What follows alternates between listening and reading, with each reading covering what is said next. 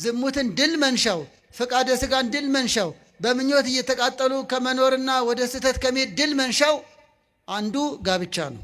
ይሄ ትምህርት ያስፈልገው ብዙዎች በትዳራቸው ደስተኛ አይደሉም። ለምን ለማለት ነው። ራሳችሁን ፈትሹ፣ ቤታችሁን ፈትሹ፣ ህይወታችሁን ፈትሹ። ትዳር ግን ለደስታ ነው ዓላማው። የሚያመነዝሩ የእግዚአብሔርን መንግሥት አይወርሱም ይላል። በዚህ ምድር ላይ ለሚገጥም መከራ ለሚገጥም ውጣውረድ ትልቁ መጽናኛ ትዳር ነው።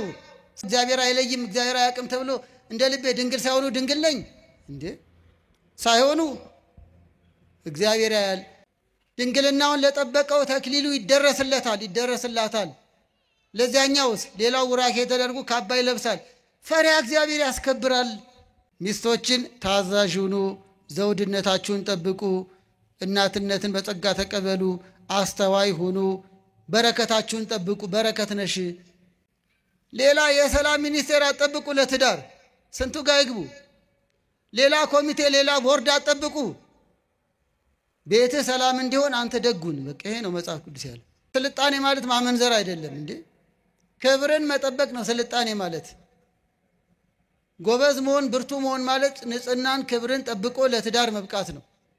ይኸውላችሁ ባልነት ይሄ ነው። ሚስቱ እንዳትታይበት፣ እንዳትታማበት፣ እንዳታንስበት ከማንም እንዲህ ነው ባልነት እንጂ አሳልፎ የሚሰጥ አይደለም። ጋብቻም ቅዱስ እግዚአብሔር የባረከው እግዚአብሔር የሚገኝበት የሚያሰኘው በስጋው ደሙ ሲከብር ነው። መራራ ባል አለ፣ ጨቅጫቃ፣ የት ገባሽ የት ወጣሽ፣ ተጠራጣሪ፣ ቀናተኛ። መጠርጠር የለብንም በእርግጥ ነው። ግን እንደው በቃ እንደው በውሃ ቀጠነ እንዴት ተደርጎ የሚሰጠውና የሚጠይቀው ማይገናኝ። 1 ሊትር ዘይት ገዝቶ 10 ሰው ቤቱ ልጋብዝ ይላል። እናም ወገኖች መራራ አትሁኑ ሚስቶቻችሁ ላይ። ባል መጣ ሄስ ባል እንደው እዛው ባደረ ምትል ሚስት አለች። እንደው ፊል በወጣ መቼ ነው ቤት ማይመጣው? እንኳን ሚስት ልጆች ላይ ተጋብቶ አባዬ ባል መጣ የሚሉ ልጆች አሉ። አያደርስብን። ዛሬ ሐዘን የሚያስረሳ ትዳር ነው ያዝነው ወይስ ሐዘን የሚጨምር? መቼም ሴቶቹ ደስ እያላቸውን ጎሽ ልካቸው ነገሩልኝ እያላችሁ ነው አይደል? እኔ አይደለሁም መጽሐፍ ቅዱስ ነው። አይ በኋላ ወደ እናንተ ምን ዞራለን።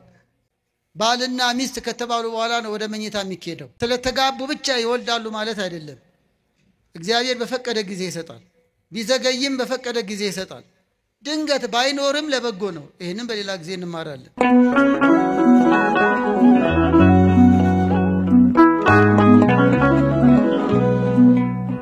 በስመ አብ ወወልድ ወመንፈስ ቅዱስ አሐዱ አምላክ።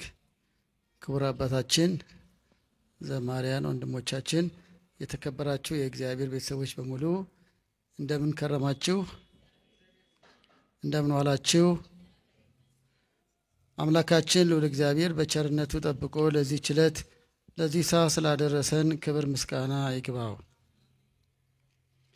እንደ እግዚአብሔር ቅዱስ ፍቃድ ከደብራችን ስብከተ ወንጌል ክፍል ጋር በመመካከር በእናንተ ማስተያየት መሰረት ኦርቶዶክሳዊ ጋብቻን እየተማማርን ነው። ባለፈው ቅድመ ጋብቻን አይተናል። መተጫጨት ምን ማለት እንደሆነ፣ የመተጫጨት እድሜ ወይም ዝግጅት ምን እንደሆነ፣ በኢትዮጵያ ቤተክርስቲያን አስተምሮ መተጫጨትን የሚከለክሉ ነገሮች፣ እንዲሁም በመተጫጨት ወቅት ሊያተኩሩበት ስለሚገባ መንፈሳዊ ምልከታ እንደ እግዚአብሔር ቅዱስ ፍቃድ ተማምረናል። ያልነበራችሁ ከነበሩት ለመማር እንዲሁም ደግሞ እንዲህ ወንድሞቻችን እየቀረጹ በሚያስቀምጡት መምህራን ድንገት ኋላ ይነግሩን ይሆናል። ያለፈውን ትምህርት ማለት ነው ከሚቀመጡ ከዩቲዩብ ገጾች ላይ እንድታገኙ እንጠቁማለን። ለትምህርቱ ነው ዓላማው። ስብከተ ወንጌሉም ዓላማው እንዲህ ወንድሞቻችንም እየቀረጹ የሚያስተላልፉት የቤተክርስቲያን መልእክት እንዲዳረስ ነው። ሌላ ምንም አይደለም። በዚህ የተለየ ትርፍ የሚያገኙ አይደለም። ስብከተ ወንጌሉም የተለየ አይደለም። በእውነት የቤተክርስቲያን ትምህርት ይተላለፍ ነው። ከሁሉ በላይ ግን እናንተ ጥሪ አክብራችሁ ስለተገኛችሁ የቤተክርስቲያን አምላክ ይባርካችሁ። አንዳንዴ በዚህ ጉዳይ ትምህርት አይሰጥም እንዲህ ነው እያሉ አንዳንዶች ይወቅሳሉ። ትምህርቱ ሲሰጥ ግን የሉም እና እናንተ ከተወቃሽነት ነፃ ናችሁ ማለት ነው። ስለ ጋብቻ ታስተምሩ፣ ስለ ትዳር አትናገሩ ይሉናል። ይኸው ስለዚህ አንዳንዴ ውጭ የሆነ ሰው ይወቅሳል፣ ውስጥ ሆኖ መወቃቀስ ይሻላል እና እንደው አንዳንዴ ንገሯቸው። ይህ ሁሉ ዓላማ የቤተክርስቲያን ትምህርት ይሄ ነው። ይልቅ ደግሞ የትዳር ጉዳይ የቤት ጉዳይ ነው፣ የኑሮ ጉዳይ ነው፣ የህይወታችን ጉዳይ ነው፣ የ24 ሰዓት የኑሯችን ጉዳይ ነው። በይበልጥ በትዳር ሌላለ ነው እና በዚህ ጉዳይ መማማር መመካከር በዚህ አይበቃም። እኔ አንድ ድርሻዬ ነው የምወጣው፣ ከኔ የተሻሉ መምህራን ደግሞ የበለጠ የተዘጋጁ ይቀጥሉበታል እና ስብከተ ወንጌሉን ልናጠናክር ልናግዛቸው ይገባል። እናንተም ዘወትር የቤተክርስቲያን ጥሪ ማክበራችሁን ጠብቁ። እግዚአብሔር ያክብራችሁ። ዛሬ ክፍል 2 የምንማማረው ጋብቻ የሚለው ላይ ነው። ባለፈው ቅድመ ጋብቻ ነው፣ ደግሞ ጋብቻ ይልቅም ኦርቶዶክሳዊ ጋብቻ፣ መንፈሳዊ ጋብቻ ዓላማውን እናያለን። ስለ ባልና ሚስት መጽሐፍ ቅዱስ ምን ይላል? መንፈሳዊ ጋብቻ ከሌላው በምን ይለያል? ከዚያ ስለ ስርዓቱ ትንሽ ተነጋግረን እናበቃለን። የምስጢር ባለቤት ለሁላችን ምስጢሩን ማስተዋሉን ይግለጥልን።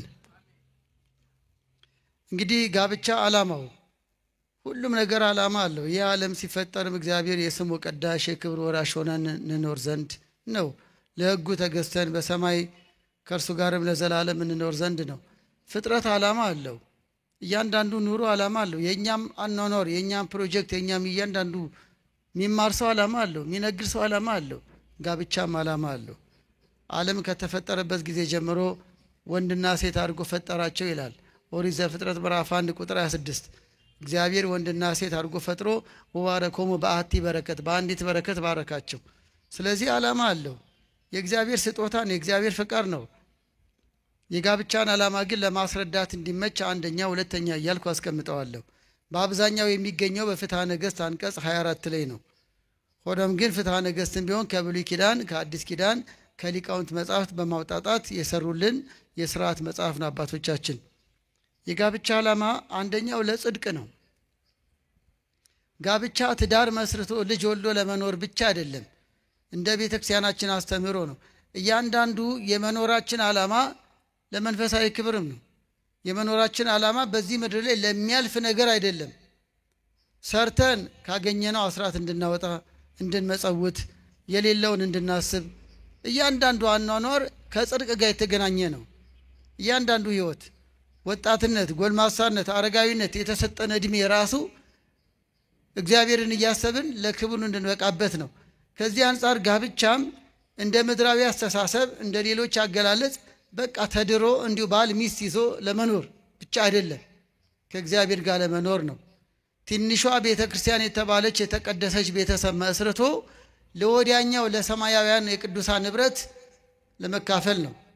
የክርስቲያን ጉዞ ለድህነት ነው። የክርስቲያን ጉዞ ዓላማው ከእግዚአብሔር መንግሥት ተሳታፊ ሆኖ ለመኖር ነው። ይህ ሁሉ የጾም የጸሎት የትጋት የቃል እግዚአብሔር ዓላማ በዚህ ያሉ ምእመናን በሰማይ ካሉ ምእመናን ወይም ቅዱሳን ጋር ህብረት ፈጥረን ለመኖር ነው። ስለዚህ ጋብቻም ዓላማው ለጽድቅ ነው። ይልቅም ቅዱስ ጳውሎስ እንዲህ ይላል፣ የእግዚአብሔር ፈቃዱ መቀደሳችን ነው ይላል። በየትኛውም ኑሮ ውስጥ የእግዚአብሔር ፈቃድ መቀደሳችን ነው። የተለየ ቀደሰ፣ አከበረ፣ የከበረ ህይወት እንዲኖረን ነው። ለየ፣ የተለየ ኑሮ እንዲኖረን ነው። የነጻ የከበረ ህይወት እንዲኖረን ነው። አንደኛ ተሰሎንቄ ምዕራፍ 4 ቁጥር 7 ላይ በሌላም አገላለጽ አንደኛ ተሰሎንቄ ምዕራፍ 4 ቁጥር 7 እንዳልኩ አንደኛ ተሰሎንቄ ምዕራፍ 1 ላይም እንዲሁ የእግዚአብሔር ፈቃዱ ዓላማው መቀደሳችሁ ነው ይላል። በየትኛውም ኑሮ ውስጥ የእግዚአብሔር ፈቃድ በዚህ ምድር ስንኖር የተቀደሰ የተለየ የከበረ አኗኗር እንዲኖረን ነው። በምድር ላይ ይህን ያህል ልጅ ወለድኩ፣ ቤት ሰራው፣ መኪና ገዛው ብለን ብቻ እንድንኖር አይደለም። በሰማይ መዝገብ አከማችሁ እንዳለ ሁሉ በዚህ ምድር ስንኖር በሰማይ ሰማያዊ ክብር የምንቀዳጅበትን በጎ ስራ እንድናከማች ነው። ወኩሉ ዘይፈድዮ በከመ ምግባሩ፣ ሁሉ እንደየስራው ይከፈለዋል እንደሚሉ ስራ እዚህ ነው፣ ዋጋ እዚያ ነው። ስለዚህ በዚህ ምድር የምንዘራው በሰማይ በጎ ነገር እንዲከፈለን ነው። ለቀኝ ቁመት ለእግዚአብሔር መንግሥት እንድንበቃ ነው። ለዚያ ክብር ያብቃን ሁላችን። ይልቅም ጋብቻ ለጽድቅ ነው ስንል ባልና ሚስት በተዋህዶ ልጅነት ሆነው ንስሐ ገብተው ቅዱስ ሥጋውን ክቡር ደሙን እየተቀበሉ ሲኖሩ ለመኖር ያህል አይደለም፣ ከእግዚአብሔር ጋር ለመኖር ነው። ምክንያቱም እንዲህ ይላል፣ ሥጋዬን የሚበላ ደሜን የሚጠጣ ከእኔ ጋር እስከ መቼ ይኖራል? ለዘላለም ጎስ እኔም ከእርሱ ጋር እኖራለሁ። ዮሐንስ 6 ቁጥር 50 ጀምሮ ከኛ ጋር እንዲኖር እኛም ከእርሱ ጋር ለዘላለም እንድንኖር ነው። ስለዚህ በትዳር ውስጥ ሚስት ለባል መቀደስ ምክንያት ነች። ባል ለሚስት መቀደስ ምክንያት ነው። ለመቀደሱ ምክንያቱ ነው አንደኛ ቆሮንቶስ ምዕራፍ 7 ላይ ለማመኑ በሃይማኖት በሚገኘው ክብር ምክንያት ለመሆን ነው። ሚስትም ባልም አንዳንዶች ለመሰናከል ምክንያት እንደሚሆኑ ሁሉ ኢዮብን ሚስቱ ልታሰናክለው እንደነበር ሁሉ ጦቢትን ሚስቱ ልታሰናክለው እንደነበር ሁሉ እነርሱ ግን በእግዚአብሔር ቃል ታግሰው ጸንተው እንዳለፉ ሁሉ በተቃራኒው ደግሞ ባል በሚስት ሚስት በባል ተቀድሰው ይኖሩ አሉ። ለርብቃ መውለድና በረከት ማግኘት ባሏ ምክንያት ነበር። ኦሪት ዘፍጥረት ምዕራፍ 24 ላይ ይስሐቅና ርብቃ ተጋብተው 20 ዓመት ልጅ አልነበራቸውም። ለሚስቱ ጸለየ።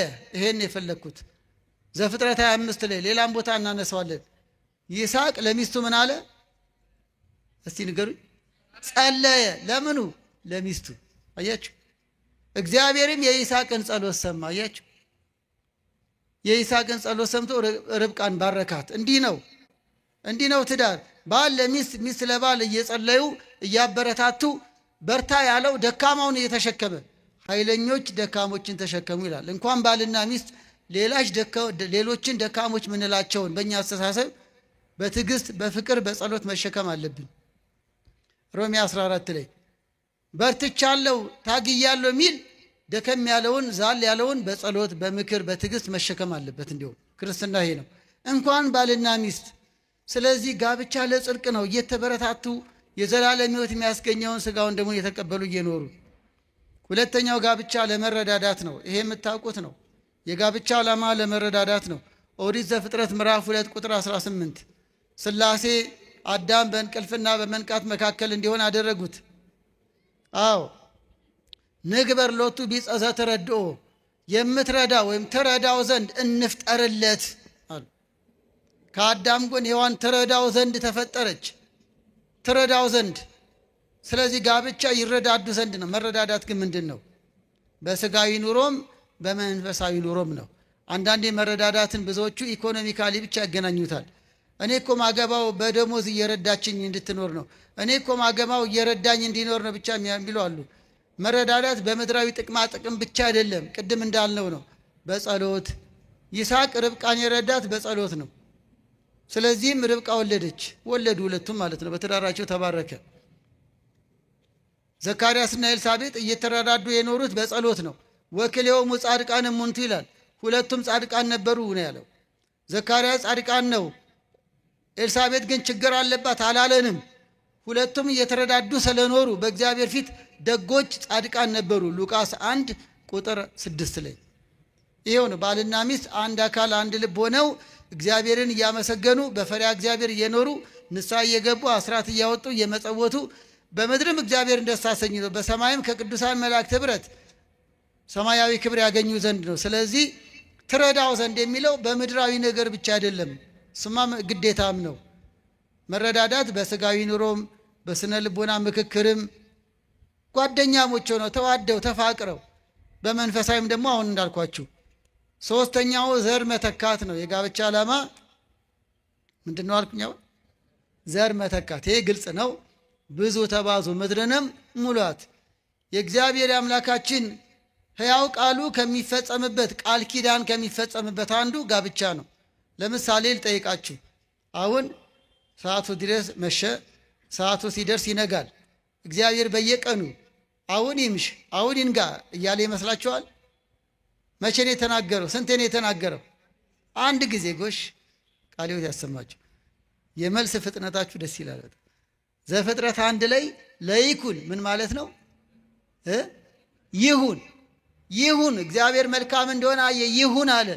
ስለዚህ አንድ ጊዜ ይሁን ባለው ቃሉ ወቅቶች ይፈራረቃሉ፣ ማልትና ሌሊት ይፈራረቃሉ። ክብር ይግባውና እንደዚህ ሁሉ ብዙ ተባዙ ብሎ አንድ ጊዜ አዳምና ሔዋን ሲፈጥር በድጋሚ ምድርን እንደ አዲስ ያድሳት በኖህ ዘመን ዘፍጥረት 8 ላይ ብዙ ተባዙ ብሎ እግዚአብሔር ተናገረ። ይኸው እስከ ዓለም ፍጻሜ ትውልድ ይቀጥላል ማለት ነው። ጋብቻ ይመሰረታል፣ በጋብቻ በኩል ልጅ ይተካል።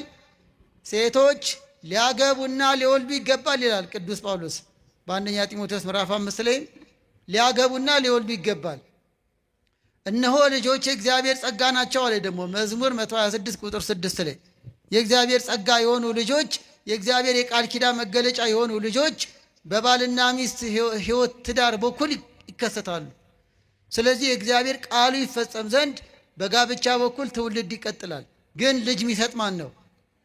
ስለተጋቡ ብቻ ይወልዳሉ ማለት አይደለም። እግዚአብሔር በፈቀደ ጊዜ ይሰጣል። ቢዘገይም በፈቀደ ጊዜ ይሰጣል። ድንገት ባይኖርም ለበጎ ነው። ይህንም በሌላ ጊዜ እንማራለን። እንዲህ አይነት ክስተቶች ሲኖሩ እንዴት ነው ማለፍ ያለብን? ሆኖም ግን እግዚአብሔር ይክበር ይመስገን፣ ቢዘገይም ይሰጣል። ሐና ኢያቄም ዘገዩ፣ በሰው ሰውኛው አረጁ፣ ግን ማንን ወለዱ? ወላዲተ አምላክ። ሁላችን ተባርከን እስቲ አመስግነዋት። አዎ አንድ እመቤታችን አንድያ ልጃቸው አንድያ ልጇ መድኃኔዓለም ወደዚህ ዓለም መጥቶ እንዲያድነን ምክንያተ ድኅን ልጅ ወለዱ። ዘካርያስና ኤልሳቤጥ ማንን ወለዱ? መጥምቀ መለኮትን። በሰው ሰውኛው በስተርጅና፣ እግዚአብሔር ግን ይችላል። ጸጋ ዛብና እግዚአርያ የወለዱት ማን ነበር? አቡነ ተክለ ሃይማኖትን። በረከታቸው ይደርብን። እንግዲህ በቅዱሳት መጻሕፍት እንደምናየው በሰው ሰውኛው እድሜያቸው ዘግይቷል፣ ግን እግዚአብሔር ልጅ ሰጣቸው። ያውም የተቀደሱ የተባረኩ። እግዚአብሔር ይሰጣል። ስለፈለጉም አይደለም ስላልፈለጉም አይደለም፣ ዓላማው ነዋ፣ የጋብቻ ዓላማም ነውና። ሌላው አራተኛው ከዝሙት ጠንቅ ለመዳን ነው የጋብቻ ዓላማ። የዝሙት ጠንቅ የሚባለው ምንድን ነው? መወስለት፣ ፈቃደ ሥጋ ፈተና፣ በምኞት መፈተንና መዳራት። ይሄ ኃጢአት ነው። ከጋብቻ በፊት ሩካቤና በጋብቻ ላይ መወስለት ዝሙት ነው፣ ማመንዘር ነው። መጽሐፍ ቅዱስ ደግሞ እንዲህ ይላል፣ የሚያመነዝሩ የእግዚአብሔርን መንግሥት አይወርሱም ይላል። አንደኛ ቆሮንቶስ ምዕራፍ 6 ላይ ባል ሚስት ማለት ፍቅረኛ ጓደኛ ማለት አይደለም። ባል ማለት ሚስት ያለችው ባለቤት፣ ባለጸጋ፣ ቤት መሪ እንደማለት ነው። ይህም ደግሞ በእግዚአብሔር ፊትና በሰው ፊት ባልና ሚስት ተብለው ሲረጋገጥላቸው ነው። ሚስት ማለትም እመቤት፣ ባል ያላት፣ ልጆች ወልዳ የምታስተዳድር እንደማለት ነው። ሴት ማለት ሁሉ ሚስት ማለት አይደለም።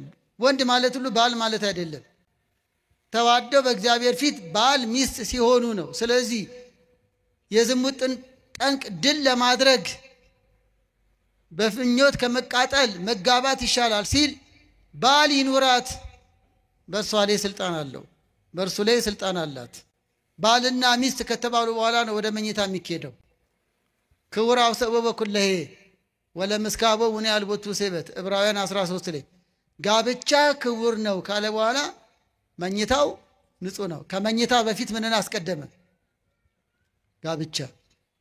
እናም ዝሙትን ድል መንሻው፣ ፈቃደ ሥጋን ድል መንሻው፣ በምኞት እየተቃጠሉ ከመኖርና ወደ ስህተት ከመሄድ ድል መንሻው አንዱ ጋብቻ ነው። አምስተኛው እዚህ ላይ ጨመር ማደርገው እኔ ለደስታ ነው። ጋብቻ ለደስታ ነው። ይህም ከመጽሐፍ ቅዱስ ሐሳብ ነው። ይኸውላችሁ ክርስቲያን ሁሉ በክርስቶስ በመንፈሳዊ ሕይወቱ ደስ ሊለው ይገባል። ከዚያ ባሻገር በዚህ ምድር ላይ ሰዎች እንዲደሰቱበት ደስ እያላቸው እግዚአብሔርን ያመሰገኑ እንዲኖሩበት ከተሰጣቸው አንዱ ትዳር ነው። ዛሬ ተቃራኒ ሆነ እንጂ ጋብቻ ሲረዳዱ ደስታ ነው። ዘር ሲተኩም ደስታ አለው። ከዝሙት ጠንቅ ሲድኑበትም ደስታ አለው። ለጽድቅ ምክንያት ስትሆነው ሲሆነውም ደስታ አለው። ከላይ ያለው ነገር ሁሉ ደስታ ይፈጥራል። ስለዚህ ጠቢቡ ሰሎሞን ምን አለ? በመጽሐፈ መክብብ ምዕራፍ 9 ቁጥር 9 ላይ ከሚስት ጋር ደስ ይበልህ አለ። ምን ይበልህ?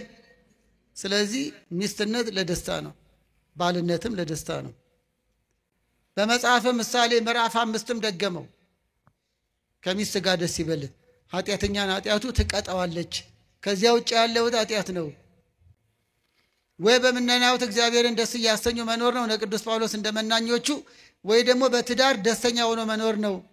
ስለዚህ ትዳር ለደስታ ነው። አስተውሉ ምእመናን፣ ይሄ ትምህርት ያስፈለገው ብዙዎች በትዳራቸው ደስተኛ አይደሉም። ለምን ለማለት ነው። ከማን ነው ችግሩ? እኛ አላስተማርንም? እሱን ካገባው ጀምሮ ነው ደስታ ያጣሁት ምትል ሚስት ብዙ ነች። ለምን ሆነ? እሷን ካገባው ጀምሮ ከለሬ ተቀየረ፣ ሰውነቴ ቀነሰ፣ በሽታ ያዘኝ የሚል ባል አለ። ለምን ሆነ? ትዳር ለደስታ ነው። ሌላ ኮሚቴ አይቋቋመላቸውም። ራሳችሁን ፈትሹ፣ ቤታችሁን ፈትሹ፣ ህይወታችሁን ፈትሹ። ትዳር ግን ለደስታ ነው ዓላማው። በትዳር ደስ ብሏቸው እግዚአብሔርን ያመሰገኑ የኖሩ አሉ፣ የሚኖሩ አሉ። አሁንም ቀጥሎ ደስታ ልጅ ነው። ሌላ ጊዜ እናየዋለን። በልጅ ደስታ አለ። ግን ከልጅ በላይ የመጀመሪያው ደስታ በትዳር ነው። ዘካርያስና ኤልሳቤጥ ሳይወልዱ ደስተኛ ነበሩ። ይስሐቅና ርብቃ ሳይወልዱ ደስተኛ ነበሩ። ይስሐቅ ይገርማቸዋል፣ የእናቱን ሐዘን የረሳው በሚስቱ ነው። የምትወዱትን አግቡ ብያለሁ ባለፈው።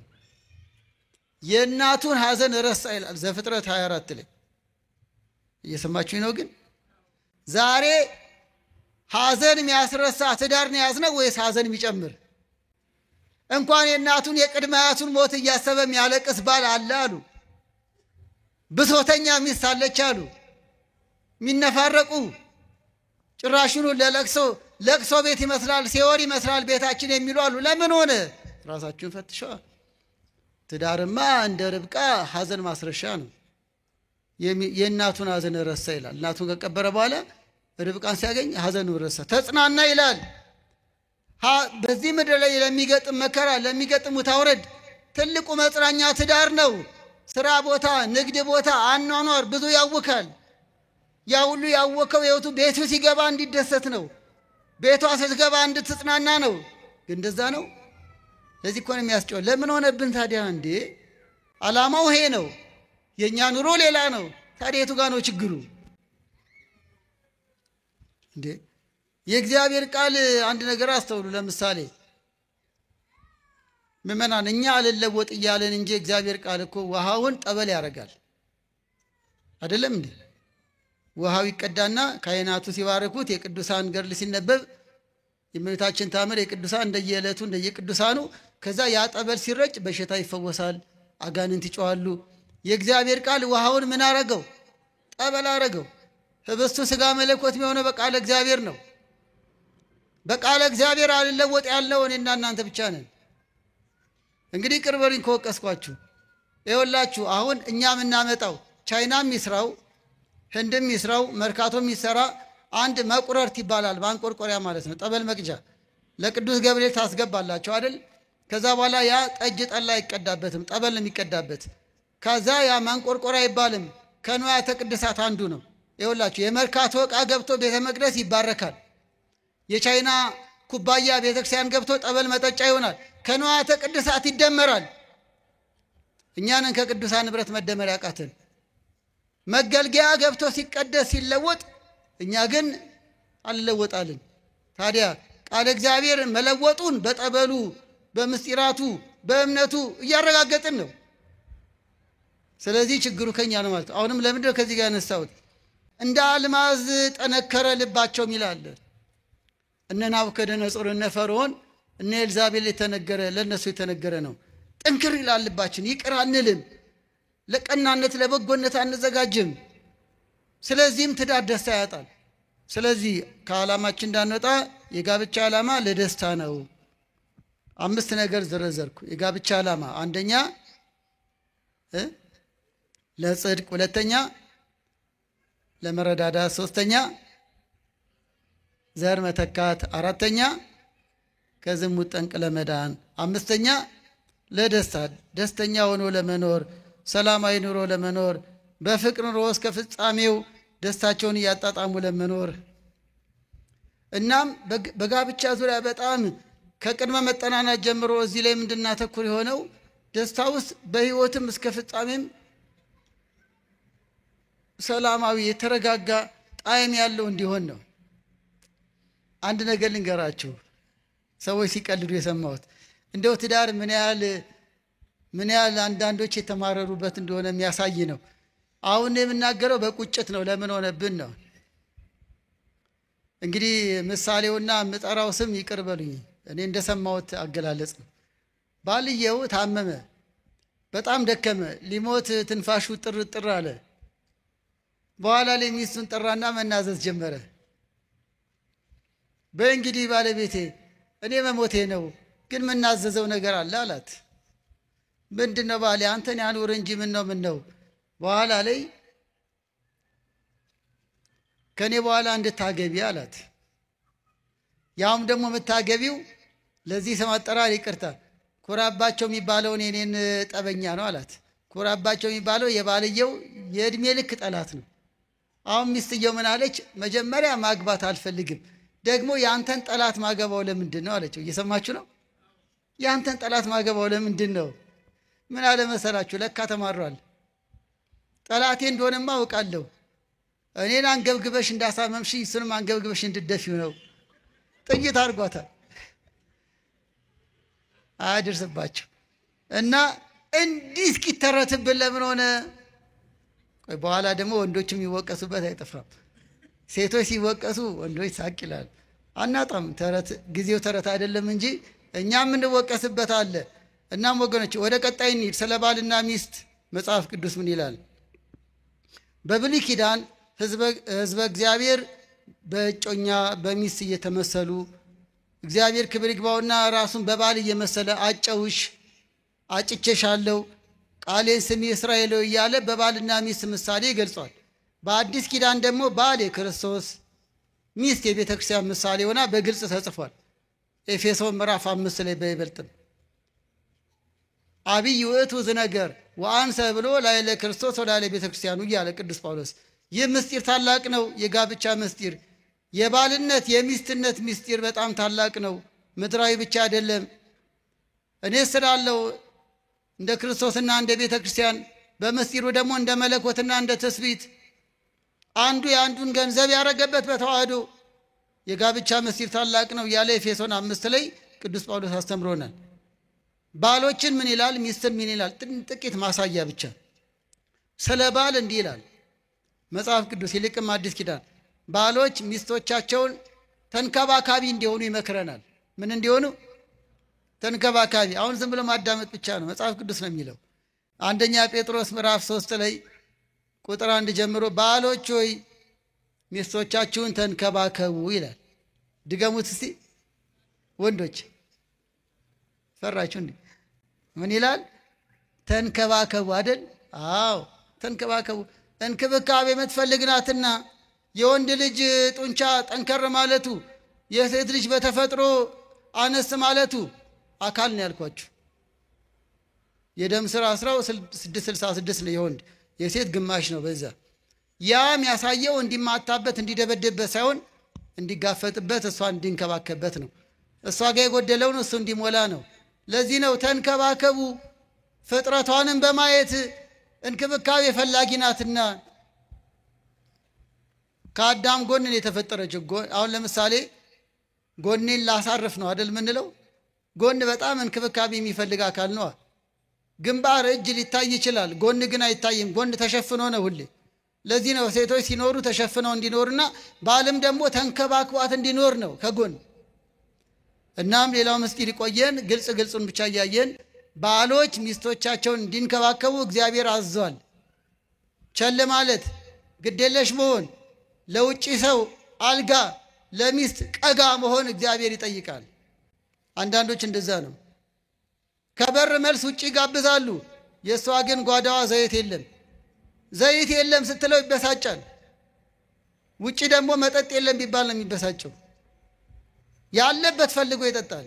አንዳንድ ጊዜ ለውጭ አልጋ ለቤት ቀጋ የሆነ አለ። ይቅር በሉኝ እንግዲህ። ግን ቅዱስ ጴጥሮስ ምን አለ? ሚስቶቻችሁን ተንከባከቡ፣ ፍላጎታቸውን አሟሉ፣ አካል ናትና። ዘአፍቀረ ብእሲቶ አፍቀረ ርእሶ፣ ሚስቱን የወደደ እኮ አካሉን ወደደ። እጅህን ትጠላለ፣ እግርህን ትጠላለ፣ አካል ናት። ኤፌሶን 5 ቁጥር 25። ሌላው ባል ቤቱን የሚመራ ነው። በመጋፈጥ በመቆጣጠር የበላይ በመሆን የበላይ መሆን ማለት የግድ ተጽዕኖ ፈጣሪ ይሁን ማለት ሳይሆን ራሱን እስከ መስጠት ቤቱን በመውደድ ማለት ነው። ኤፌሶን 5 ቁጥር 25። የበላይነት ለዱላ ለገንዘብ የበላይነት አይደለም። ለዚህ ዋናው ምሳሌ ክብር ይግባውና መድኃኔዓለም ኢየሱስ ክርስቶስ ነው። ጌታችን መድኃኒታችን ኢየሱስ ክርስቶስ የቤተ ክርስቲያን ራስ እንደሆነ ባልን የቤቱ ምንድን ነው? ራስ ነው። ታዲያ ጌታችን ክብር ይግባውና የቤተ ክርስቲያን ራስ መሆኑን የገለጠው በምንድን ነው? በሞት በቀራንዮ ስጋውን ቆርሶ ደሙን አፍሶ እኛን መውደዱን የገለጠው በሞት ነው። ከዚህ የሚበልጥ ፍቅር ከወዴት አለ? ባልም ሚስቱን መውደዱን ልጆቹን መውደዱን ቤቱን መውደዱን የሚገልጠው ራሱን በመስጠት ነው ለማለት ነው። ገንዘብ በመስጠት ብቻ አይደለም፣ ጊዜ መስጠት፣ ዕውቀቱን መስጠት፣ ጉልበቱን መስጠት፣ መጋፈጥ። እንስሳት እንኳን አንዳንድ አራዊት አይታችሁ እንደሆነ ናሽናል ጂኦግራፊ ላይ የሚደንቅ ነገር ታያላችሁ ተፈጥሮ ላይ። ይሄኛው እንስሳ ብዬ ባልናገርም ግን ብዙ ጊዜ ይሄ አንዳንዴ ሚዲያ የሚያስተምራል እኮ ምን አንዳንዴ ብዙ ጊዜ እና ወንዱ አውሬ ሚስቱን ለመከላከል ሲቦጫጨቅ ታዩታላችሁ። ልጆቹን ለመከላከል ሲቦጫጨቅ እሱን ገለው ነው ወደ እሷ የሚሄዱት። ልክ እኔን ገላችሁት ወደዛ ትሄዳላችሁ እንጂ ብሎ የዛተ ይመስላል። ሚስቱን ላለማስነካት ራሱ የሚሰጥ እንስሳ አለ። እየተረዳችሁ ነው? በጣም በገጠር ያደጉም ያውቃሉ። ሚስቱን ላለማስነካት ይኸውላችሁ ባልነት ይሄ ነው።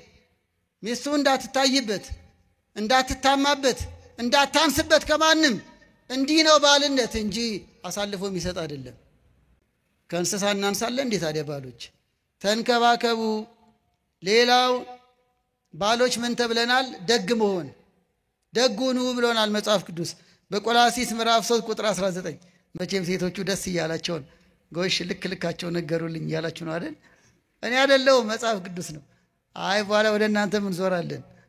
መጽሐፍ ቅዱስ ነው። እንዲህ ይላል በትክክል ባሎችን ነገ ባል ለመሆን የምታቅዱም ልጆቻችንን ይሄ ደግሞ ይቀድሳል ያከብራል እንጂ አይጎዳም።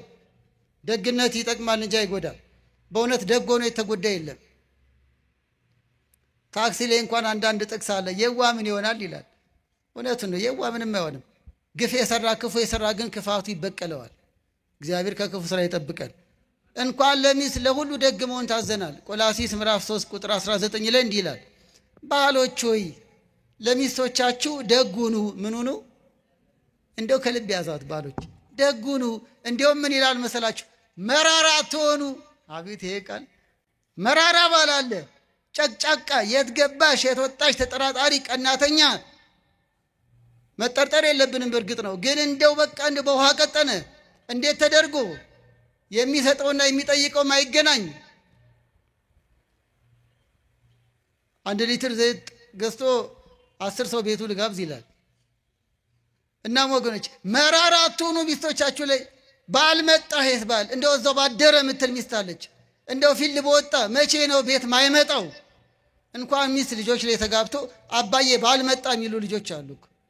አያደርስብን።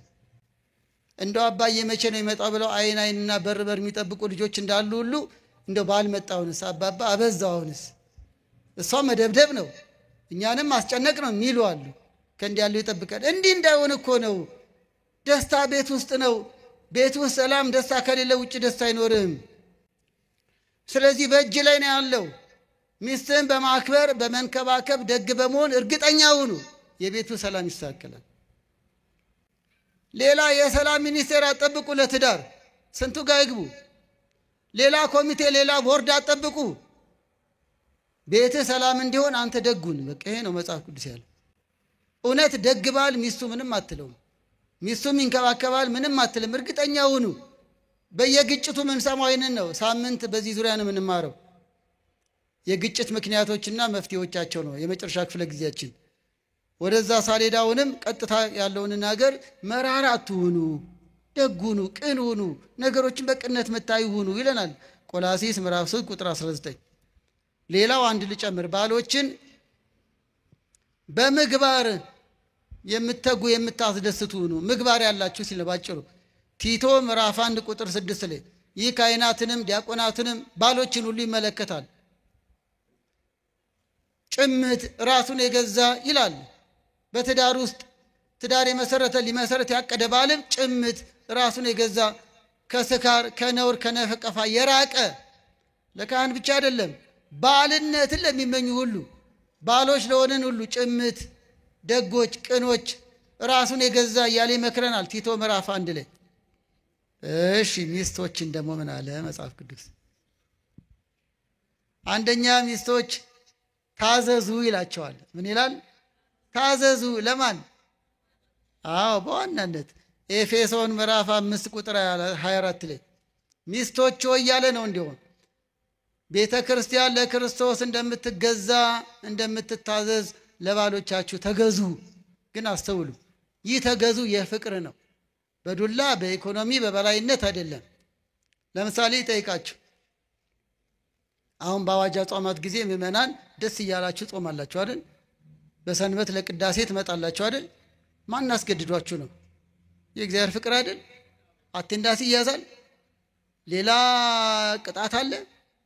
በሌሊት አሁን ለማህሌቱ የምትመጡት ከማታ ጀምሮ ምእመናን ደስ እያላችሁ የምትመጡት ማን አስገድዷችሁ ነው? የእግዚአብሔር ፍቅር። ቤተ ክርስቲያን ማለት ምእመናን ናቸው እያልኩ ነው።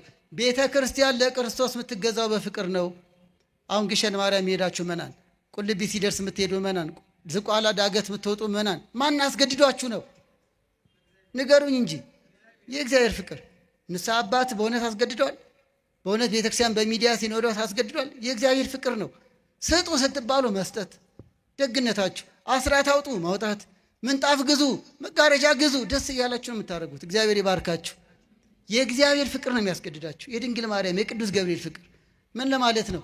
ፍቅር ነው የሚያስገዛችሁ። ሚስትም ለባልሽ የምትገዢው ፍቅሩ ነው፣ ደግነቱ ነው። ተረዳችሁኝ? ባሎች አስተውሉ። ኃይለኛ ስለሆንክ የከሌ ዘር ነኝ ስላልክ አይደለም። በአንተነት ወዳህ በባልነት ወዳህ አካሌ ነው የልጆቼ አባት ነው ተንከባካቢ ነው ብላ ነው የምትገዛልህ። ይሄ ነው እንጂ ባልነት ሚስትነት በእግዚአብሔር ፊት እኩል ናቸው። እኩል ባረካቸው ነው የሚለው መጽሐፍ ቅዱስ። እኩልነት በእግዚአብሔር ፊት እኩል ናቸው። ተፈጥሯዊ ጉዳይና ጸጋቸው ነው የሚለያየው። አምጦ መውለድ የእናትነት ነው የሴትነት ነው። ቤትን መንከባከብ መጋፈጥ የባልነት ነው። ልጅን በጋራ ማሳደግ ደግሞ የጋራ ነው። ስለዚህም በእግዚአብሔር ፊት ግን እኩል ናቸው። ወክልዮሙ ወባረኮሙ ነው የሚለው። አዎ በአቲ በረከት በአንዲት በረከት ባረካቸው ነው ዘፍጥረት 1 ቅድም የጠቀስነው። ስለዚህ ጸጋ፣ አገልግሎት፣ ድርሻ ሊለያይ ይችላል። በእግዚአብሔር ፊት ግን እኩል ናቸው። አሁንም የምትገዛው የበታቸውን አይደለም። የበታች በላይ የሚባል የለም። በትዳር ውስጥ በፍቅር ነው የሆነ በመዋደድ ነው ባሌ ነው በማለት ነው። ኤፌሶን ምዕራፍ 5 ቁጥር 4። ሌላው ሚስቶችን ዘውድ ይላቸዋል። ዘውድ መሆንን መጠበቅ ነው። ዘውድ የክብር ምልክት ነው አይደል? በሌላ አገላለጽ ዘውድ የክብር ምልክት ነው።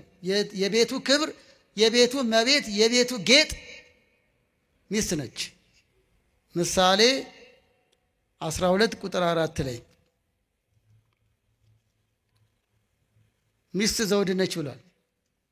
ስለዚህ ዘውድ መሆኗን ክብሯን መጠበቅ ይገባል። በአነጋገሯ፣ በአኗኗሯ፣ በውሳኔዋ፣ ባሏን በማክበሯ፣ በፍቅር በመታዘዝ ዘውድነቷን መጠበቅ ይገባታል።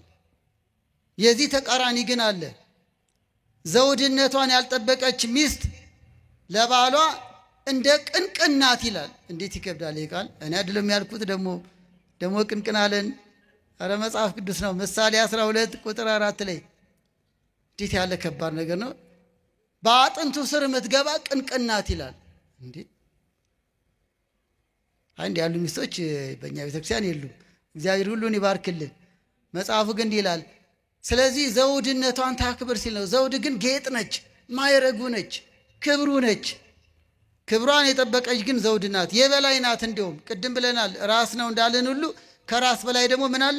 ዘውድ አለ ማለት ነው። ስለዚህ በተዘዋዋሪ የእሱ የበላይነት የእሱ ራስነት እሷን ዘውድ ለማድረግ ነው። እንድትከብርለት ነው። ጌጡ እንድትሆንለት ነው። ግርማው እንድትሆንለት ነው።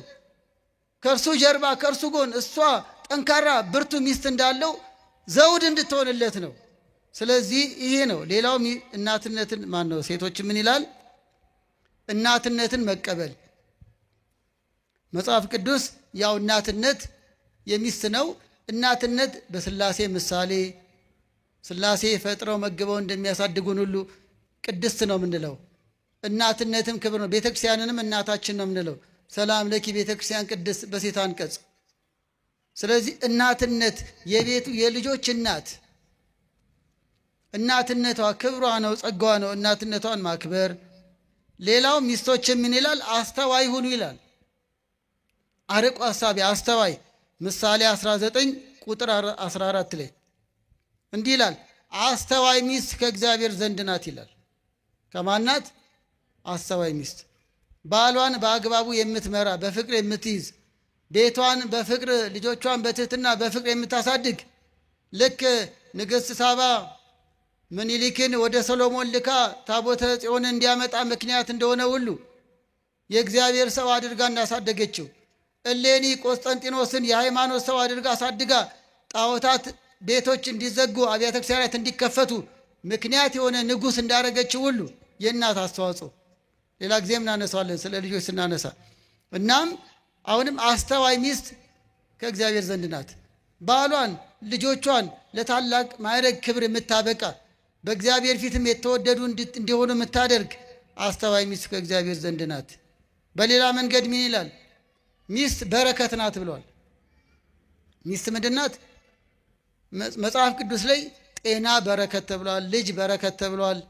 የተለያየ ነገር ሰብል፣ ምርት፣ ጎተራ ሲሞላ በረከት ተብሏል። በጎ አስተሳሰብ በረከት ተብሏል።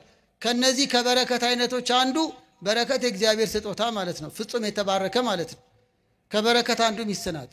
ሚስት ያገኘ በረከት አገኘ ይላል ምሳሌ 18 ቁጥር 22 ላይ። ምሳሌ 18 ቁጥር 22 ላይ ሚስት ያገኘ ምን አገኘ? በረከት አገኘ። ስለዚህ ሚስቶችን ታዛዥ ሁኑ፣ ዘውድነታችሁን ጠብቁ፣ እናትነትን በጸጋ ተቀበሉ፣ አስተዋይ ሁኑ፣ በረከታችሁን ጠብቁ። በረከት ነሽ። ሚስት ያገኘ በረከት አገኘ ይላል። ልቡ አረፈ። በሚስቱ በኩል እግዚአብሔር ሊባርከው ነው፣ ዘር ሊተካ ነው። ብዙ ነው ምስጢሩ፣ ጊዜ ስለሌለን ነው። እናም መጽሐፍ ቅዱስ ስለ ባልና ሚስት ይህንና በዚህ በመሰለው ሁሉ ይገልጻል ማለት ነው። ሶስተኛው መንፈሳዊ ጋብቻ ከሌላው ስለ መለየቱ እናንሳ። ዓላማውን አልን፣ ስለ ባልና ሚስት አልን። መንፈሳዊ ጋብቻ ስንል ንስሐ ገብተው በድንግልና ያሉ በተክሊል የሚጋቡት፣ ሌሎች ደግሞ በቅዱስ ሥጋ በክቡር ደሙ ጋብቻቸው የሚፈጽሙት መንፈሳዊ ጋብቻ በእግዚአብሔር ቃል መሰረት የሚፈጸመው በቤተ ክርስቲያን ስርዓት የሚፈጸመውን ጋብቻ ማለታችን ነው። ከሌላው ስንል ሌላው ምንድን ነው? ለምሳሌ ባለፈው ብለናል። የጋብቻ አይነት በዓለማችን በይበልጥ ብዙ ጊዜ በየሀገራቱ በሶስት መንገድ ነው። አንደኛው የመዘጋጃ ቤት ነው፣ መንግስታዊ፣ በመንግስታዊ ተቋማት ሰነድ ላይ ተፈራርሞ የሚፈጸም ነው። ሁለተኛው በባህል ነው። እንደየሀገሩ ባህል፣ እንደየብሔር ብሔረሰቡ ባህል ባህላዊ የጋብቻ ስርዓት አለ። ስለዚህ አሁን እዚህ ላይ የምንለው በባህልም የሚጋቡ በመዘጋጃም የሚጋቡ በራሱ መልካም ነው ብለናል። ጋብቻ ክቡር እንደሆነ ነውር እንደሌለው እንመሰክራለን በአመክንዮ። አንድ ለአንድ ተወስኖ መኖር ክብር ነው፣ በጎ ነው፣ መልካም ነው። እዚህ ላይ ግን ልዩ አድርግ የምናነሳው በቤተ ክርስቲያን የሚፈጸመውን በእግዚአብሔር ፊት የሚፈጸመውን ነው። ስለዚህ ከሌላው የሚለየው በምንድን ነው? አንደኛ በሕጉ ይመራሉ ነው። ሌላ ጋብቻ በመዘጋጃ ሕግ በባህል ሕግ ሊመራ ይችላል። መንፈሳዊ ጋብቻ ግን በእግዚአብሔር ቃል ይመራል። ንስሐ መግባት የእግዚአብሔር ቃል ነው። ሕዝቅኤል 18 ላይ እየጾሙ እየጸለዩ መኖር የእግዚአብሔር ቃል ነው። በመጨረሻም ሥጋዬን ብሉ ደሜን ጠጡ ባለው መሰረት በሥጋ ወደሙ ተወስኖ መኖር የእግዚአብሔር ቃል ነው። ስለዚህ መንፈሳዊ ጋብቻ ከአኗኗሩ እስከ ስነ ስርዓቱ ከዚያም እስከ ሕይወታቸው ሁሉ በእግዚአብሔር ቃል ይመራል። ለምሳሌ ባህላዊ ጋብቻ እንደየባህሉም ይመራል እኮ እንደየባህሉ። ይህ ፍጹምና ቅዱስ ነው። በዓለም ያለው ጋብቻ በራሱ በጎ ነው፣ ግን ቅዱስ የሆነው ሥጋ ወደሙ ሲቀበሉና እግዚአብሔር ሲያከብረው ብቻ ነው። ለምሳሌ በውጭው ዓለም ለምሳሌ ልክ እንደ ሆሊውድ ሜሬጅ ሚሉት ለፊልም የሚጋቡ አሉ። ልክ እንደ ባህል ፊልም ጀምረው እስከሚጨርሱ ይጋባሉ። ፊልሙ ሲያልቅ ፍቅራቸው ይቆማል። በቃ በእነሱ ባህል። ስለዚህ በፊልም ሕግ ይመራሉ ማለት ነው። በሀገራችን በአንዳንድ ባህሎች ይሄ ነው ያ ነው ባልልም፣ ግን እንደየባህሉም ይመሩ አሉ። ለምሳሌ 7 በሬ ዘሎ ሚስት ሚያጭ ባህል አለ። ጀርባው ተገርፎ ግርፋቱን ከተቋቋመ ሚስት ይሰጠዋል። አመመኝ ካለ ደግሞ አይሰጠውም። ስለዚህ የባህሉ መመሪያ ነው። እንደየባህሉም ይመራል ማለት ነው። መንፈሳዊ ጋብቻ ግን የሚመራው በማን ቃል ነው? ስሙኝ፣ በማን ቃል ነው? በእግዚአብሔር ቃል ነው። ስለዚህ ከሌላው ይለያል። በእግዚአብሔር ቃል ይመራል። ሁለተኛው እግዚአብሔር የሚያጣምረው ነው። ይሄ ነው ዋናው። መንፈሳዊ ጋብቻ ከሌላው ከባህል ከመዘጋጃ የሚለየው መዘጋጃን የምናምን ኩነት ቢሮ ትገቡና ያፈራርማችሁና ያጨበጭቡና ዳሯችሁ ማለት ነው። አለቀ። ፎቶ ትነሳላችሁ፣ ቻው። የመዘጋጃ ቤቱ ባለስልጣን ነው የሚያጣምረው፣ ቢበዛ ፈራሚው። መንፈሳዊ ጋብቻን ግን የሚያጣምረው ማን ነው? አዎ የሚያዋውለው የሚባርከው አብሯቸው ሊኖር ቃል የሚገባው የዘላለም አምላክ እግዚአብሔር ነው። ማቴዎስ 19 ቁጥር 6 እንዲህ ይላል፣ እግዚአብሔር ያጣመረውን እንግዲህ ሰው አይለይ። ከእንግዲህ ሁለት አይደሉም አንድ ናቸው። ሰው እናትና አባቱን ይተዋል፣ ከሚስቱ ጋር ይተባበራል። ማን ያጣመረውን ንገሩኝ። ስለዚህ መንፈሳዊ ጋብቻ እግዚአብሔር ያጣመረው ነው። አዳምና ሔዋንን ፈጥሮ እንደባረካቸው ሁሉ አብርሃምና ሳራን፣ ይስሐቅና ርብቃ፣ ሌሎችም እግዚአብሔር የወደደው የጋብቻ ሕይወት የኖሩትን እንደባረካቸው ሁሉ መንፈሳዊ ጋብቻም የእግዚአብሔር ሰዎች ተዋደው ሲጋቡ በቤቱ በአደባባዩ የሚያጣምራቸው እርሱ ነው። ዋስትናቸው እርሱ ነው። ባራኪያቸው እርሱ ነው። የማይለያቸው እሱ ነው። በባህል ጋብቻ ለምሳሌ የቤተ ዘመዱ ይባላል፣ ይጨፈራል፣ ይበላል፣ ይጠጣል፣ ይደለቃል። ከዛ በኋላ ደህና ደሩ እያሉ መሄድ ነው። አጣማሪው አብሮ አይኖርም፣ ይሄዳል። በቃ እነሱ ተጣሉ አልተጣሉ ጉዳዩ አይደለም። በቃ ሽማግሌዎችን በላን፣ ጠጣን፣ መረቅን፣ ሹልክ ነው። የራሳችን ኑሮ አለን።